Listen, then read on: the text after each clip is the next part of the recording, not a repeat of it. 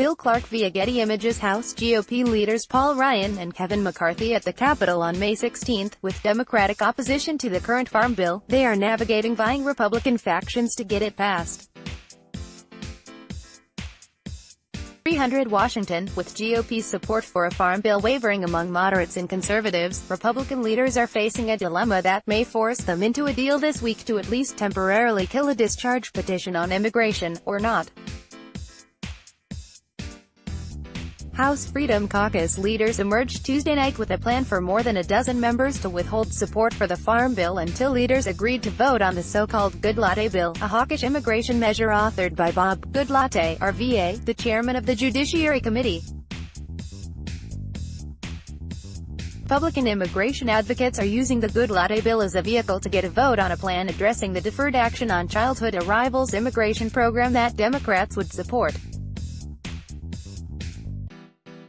But members of the Freedom Caucus, seeing how close the chamber is to getting a vote on a Democratic-preferred DACA measure, is using their leverage on the farm bill to secure a vote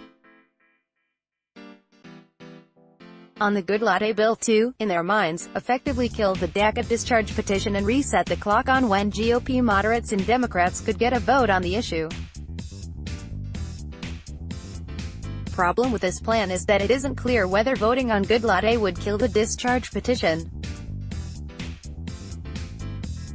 Discharge petitions are used to bypass leadership decisions on which bills get a vote and can bring a bill to the floor with a minimum of 218 signatures.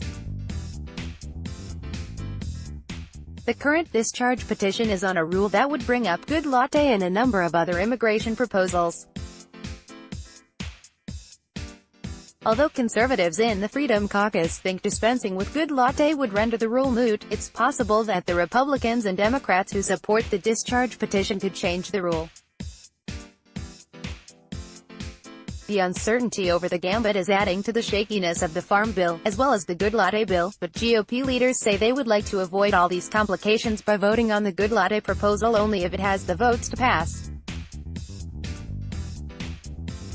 The problem with that idea is that its author has shown little willingness to alter the legislation to make it more palatable to his fellow Republicans, and there may be a key number of Republicans who would side with Democrats for a solution for immigrants affected by DACA. These issues would normally be separate from the farm bill, which reauthorizes certain farm subsidies for 5 years and provides money for food stamps, but the Freedom Caucus wants to use the weak support for the farm bill as leverage. Nearly all Democrats intend to vote against the farm bill, and that, coupled with at least a dozen moderate Republicans signaling strong opposition to the bill and at least another dozen conservatives who understand the power they have to extract an immigration concession, means Republicans just don't have the votes. And because moderates look far more immovable than conservatives on the farm bill, the GOP leadership is forced to deal with the representatives whose votes can be bought. Some Republicans from New Jersey and New York and possibly some from Pennsylvania look poised to vote against the farm bill when it's supposed to come up for a vote on Friday, no matter what, and a smattering of other members could have problems too, particularly if the right, or wrong, amendments are adopted or rejected. That means GOP leaders don't have the votes to pass the bill if more than a dozen conservatives oppose the legislation. And with leadership stating its preference to avoid the discharge petition anyway, GOP aides said the clearest path to victory on the farm bill may be to just give conservatives what they want, only that may change if the gambit to kill the discharge petition wouldn't work anyway. What conservatives ultimately want is still up in the air. Freedom Caucus Chairman Mark Meadows, RNC, told reporters Tuesday night that he wanted a vote on the Goodlatte bill to happen concurrently with the farm bill so that leaders couldn't go back on their word, but he also said he could give GOP leaders some leeway if they promised to hold a vote, say, next week. Of course, that was when Meadows was under the belief that voting on Goodlatte would at least delay the discharge petition. Now conservatives may regroup and think of a different task. But even if Republicans reach a deal among themselves, they may still have problems passing the farm bill. There are still a significant number of moderates opposing the bill, and there are likely a few conservatives who will vote no, regardless of whether leadership cuts a deal, particularly if there's no feasible agreement on immigration. Passage could come down to how many Democrats support the bill, and not many are expected to vote yes. Another potential issue concerns the Republicans who support the discharge petition. On Wednesday, those Republicans seemed to be caught flat-footed by the Freedom Caucus gambit.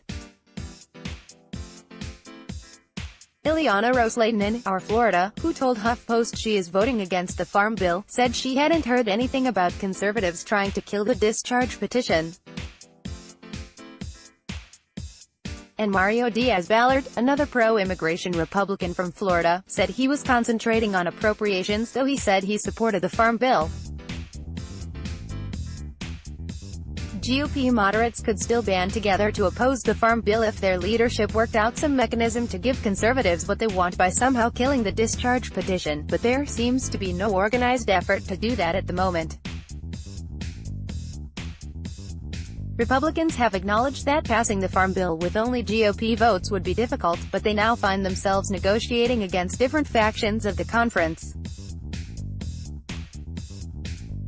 The farm bill combines welfare for farmers and the much bigger Supplemental Nutrition Assistance Program, which is commonly known as food stamps and is one of the federal government's biggest anti-poverty programs.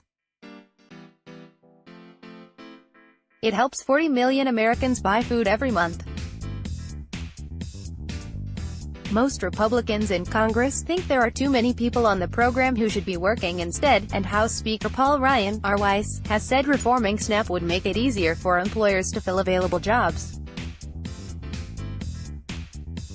The bill would expand a SNAP work requirement, which currently applies to recipients ages 18 to 49 who don't have minor children or disabilities, to people in their 50s and parents of minors older than 6. There would be several exemptions, but generally, the requirement would be to work 20 hours a week or spend that amount of time in an approved activity, such as enrollment in a government training program that the legislation would create. The Congressional Budget Office has estimated that the expanded work requirement would reduce enrollment by an additional 1.2 million people in 2028. With no policy change, the office expects enrollment to decline by 8 million by then because of the improving economy. But some moderates, and almost all Democrats, see those changes as an assault on food stamps. There is also a significant battle brewing over sugar subsidies in the Farm Bill. Some members from areas where sugar is grown want higher prices, while companies using it to make products like candy and soda want cheaper sugar. GOP leaders believe they can find the right balance to sweeten the bill for some Republicans, but they may end up ostracizing some members and further complicating the vote math. Download. Do you have information you want to share with HuffPost? Here's how. Matt Fuller, congressional reporter, HuffPost. Arthur Delaney, senior reporter, HuffPost.